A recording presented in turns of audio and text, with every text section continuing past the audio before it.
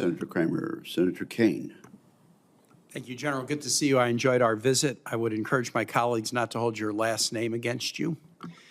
I share comments that some of my colleagues have made about the unfortunate circumstance with General Brown, but you didn't have anything to do with that. And I know from our conversations and my own due diligence, VMI is very proud of you. And folks who've worked with you in the past, who I hold in high regard, are very proud of you.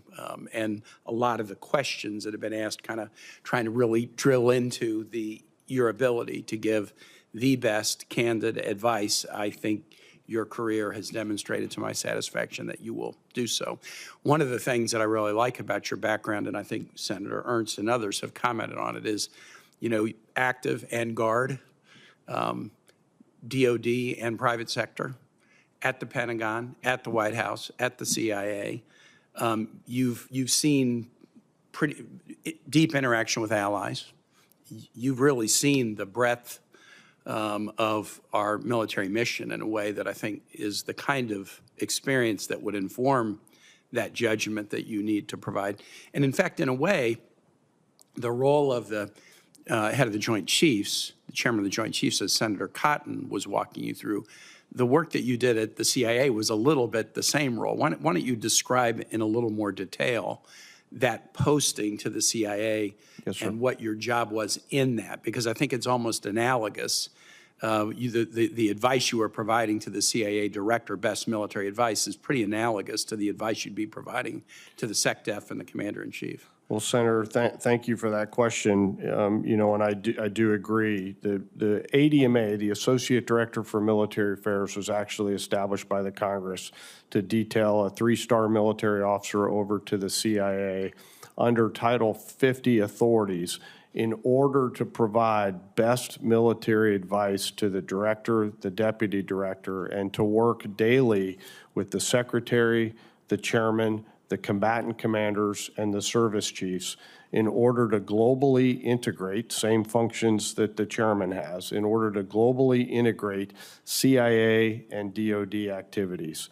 And if confirmed, I'll continue to do that, working with the best of the Title 10 forces, the best of Title 50, what the State Department can bring to the table, what the rest of the interagency can bring to the table, along with our allies and partners. And so while I'm mindful that I've not led at the 4-star level, this is not a command job that I'm being considered for. It's an advisory job. And there's very similar traits to the last job in this one potentially. And the posting that you had to the CIA for this important role, was that were you delegated by the SecDef to do that, or did you interview with the CIA to get that post?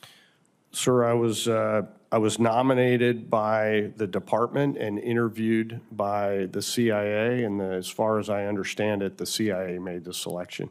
But you were the nominee of the department. So I do think that the role is an important one. The one thing I don't see in your resume, but I suspect it's probably there, and your resume is too long, is interaction that you've had with the State Department over the course of your career. Could you talk about that a little bit?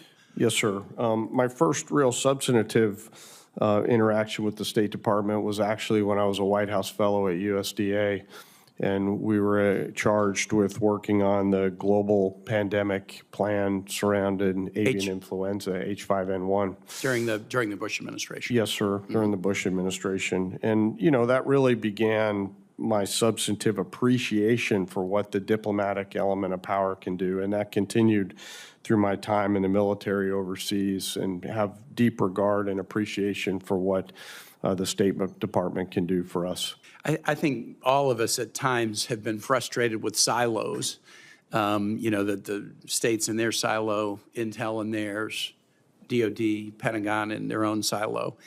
And sometimes having the different perspectives is great. If everybody's just singing, the exact same note, you sometimes wonder whether it's groupthink.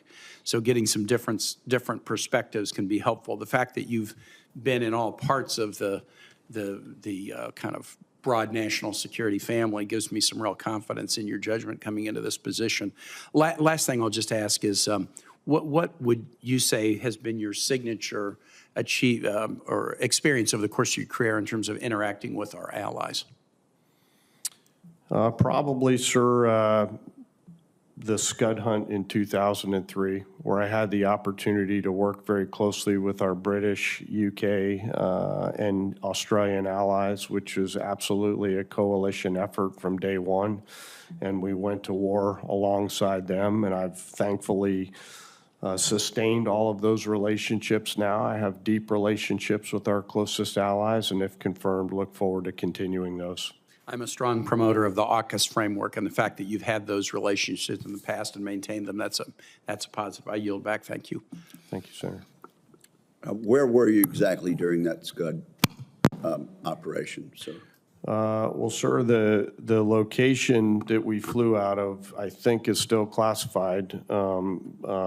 Happy to talk about that in closed session. Okay, thank you very much.